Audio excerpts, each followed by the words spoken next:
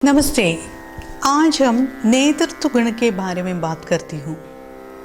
नेतृत्व गुण, उसका एक उत्तम उदाहरण है श्री रामचंद्र प्रभु। श्री राम एक नेतृत्व गुण के परम उदाहरण है।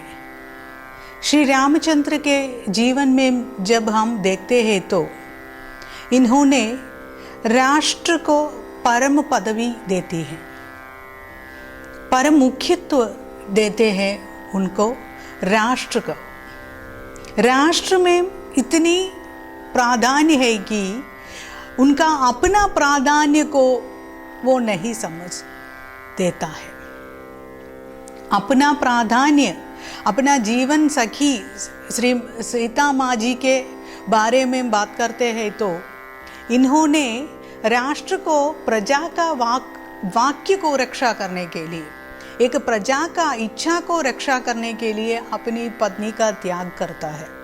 अपना पत्नी की त्याग करते वक्त वो त्रिकाल ज्ञानी है, इसलिए इनको मालूम है कि सीता देवी रक्षण हो जाएगा और उस वनवास के काल पे वो रक्षण हो जाएगा और इनको वन में त्याग करने के समय भी उनका रक्षण एक आश्रम में हो जाएगा। यहाँ हम देखने हैं कि एक लीडर को क्या क्या क्वालिटीज चाहिए। एक लीडर को परम प्राधान्य क्वालिटी है कंसिस्टेंसी चाहिए।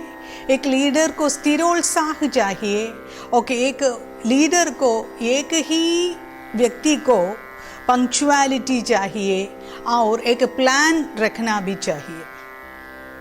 एक प्लान रखने से ही एक लीडर को वो वर्क कर देता है।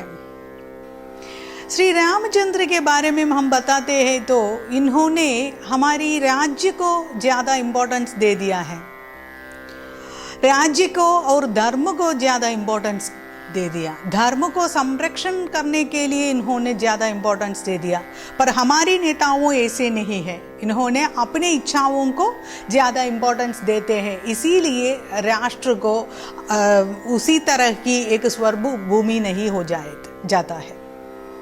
यहाँ हम कहते हैं कि एक राष्ट्र स्वर्ग भूमि हो जाएगा जब इनका राजा, उनका प्रजा ही सबसे महत्वपूर्ण व्यक्ति हो जाएगा।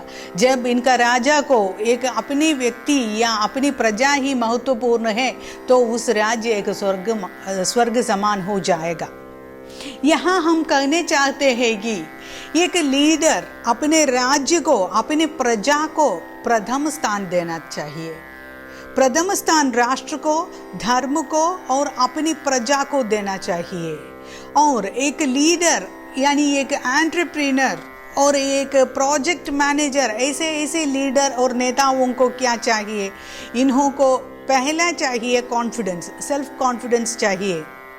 दूसरा क्या चाहिए? कंसिस्टेंट वर्क चाहिए। तीसरा ईश्वर भक्ति भी चाहिए, क्योंकि उस भक्ति के बिना कोई कर्म सफल नहीं हो जाता है। जब एक व्यक्ति को भक्ति है, इनकी काम में वो भक्ति हो जाएगा और उस काम सक्सेस हो जाएगा।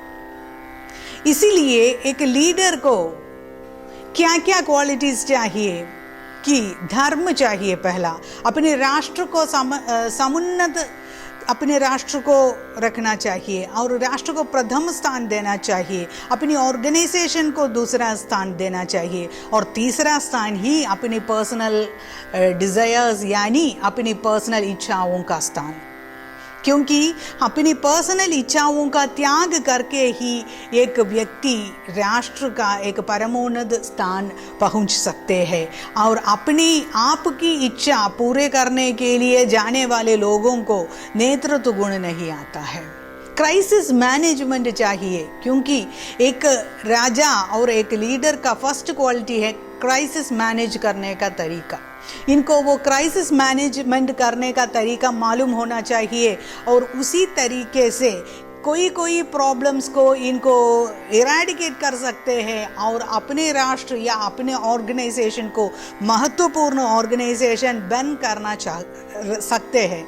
यही हमें गुण से क्या है कि एक राष्ट्र का परमोन्नत गुण क्या है, क्या हो जाता है कि एक राष्ट्र का नेता का परमोन्नत गुण है इसीलिए हम कहते हैं कि राष्ट्र को क्या क्या चाहिए।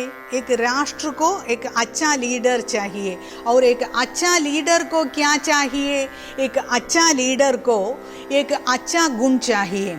और एक अच्छा गुण क्या है कि इनके राष्ट्र को प्रथम स्थान, और दूसरी स्थान अपनी ऑर्गेनाइजेशन को, और तीसरी स्थान अपनी पर्सनल इच्छाओं को देना चाहिए। एक नेता होने के लिए हमें हमारी पर्सनल डिज़ायर्स को इरेडिकेट करना चाहिए, क्योंकि पर्सनल डिज़ायर्स को इरेडिकेट मतलब वो कंप्लीटली इरेडिकेट नहीं होना चाहिए, लेकिन पर्सनल डिज़ायर्स को थर्ड स्टेज पर रखना चाहिए, और पहले स्टेज पर ऑर्गेनाइजेशनल डिज़ायर्स, और प्रथम पहले स्टेज पर इसके राज्य का या धर्म का पालन ही रखना चाहिए।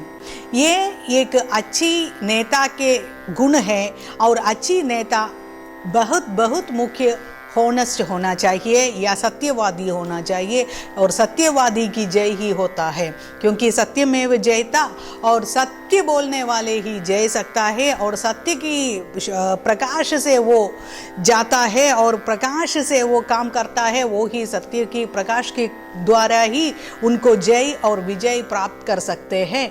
और इसी में हमारे दूसरी क्वालिटी एक लीडर को चाहिए कि पंक्चुअलिटी, डिसिप्लिन चाहिए, और डिसिप्लिन होने व्यक्ति ही स्वयं सेल्फ डिसिप्लिन होना चाहिए। सेल्फ डिसिप्लिन एक व्यक्ति, डिसिप्लिन्ड व्यक्ति सबसे अच्छे काम कर सकते हैं, और वो जय और विजय प्राप्त कर सकते हैं।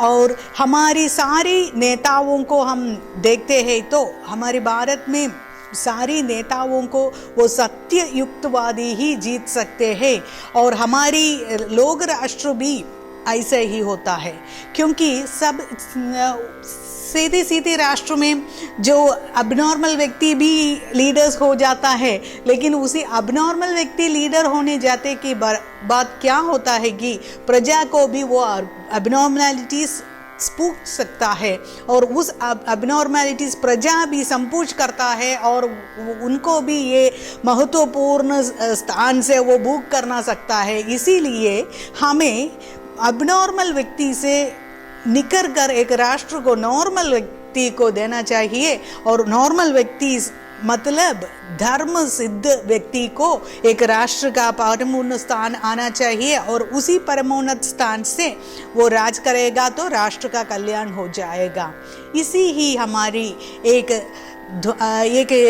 सीधी सी एक उपदेश और सीधी सी एक प्रज्ञा है कि हमारे राष्ट्र में धर्म ही पहला स्थान है, और दूसरी स्थान है व्यक्ति को, और हमारे राष्ट्र में धर्म और राष्ट्र का परमोन्नत स्थान ही बहुत कुछ प्राधान्य करते हैं, और दूसरे लोगों को वो प्राधान्य नहीं होता है, और उसी प्राधान्य नहीं वाले विषयों पर एक लीडर अपने कंसंट्रेशन नहीं भोगतना चाहिए। और उसी एक लीडर क्या होना चाहिए कि अपनी प्रजा को प्रथम स्थान देना चाहिए, प्रजा का विषय को प्रथम स्थान देना चाहिए, और इनकी पदवी और इनकी दौलत के बाद वो नहीं पहुंच सकता है कि, और वो नहीं ट्रैवल करना सकता है कि इनकी ही अपनी प्रजा की संरक्षण और अपनी प्रजा की इच्छा को पूरे करने ही एक अच्छी नेता के द्वारा, एक अच्छी नेता के एक परमोन्नत लक्ष्य वो होना चाहिए। और ये सब कहकर हम सबको मालूम है कि क्या एक नेता को होना चाहिए और क्या क्या एक नेता को नहीं होना चाहिए। नमस्ते, शुक्रिया।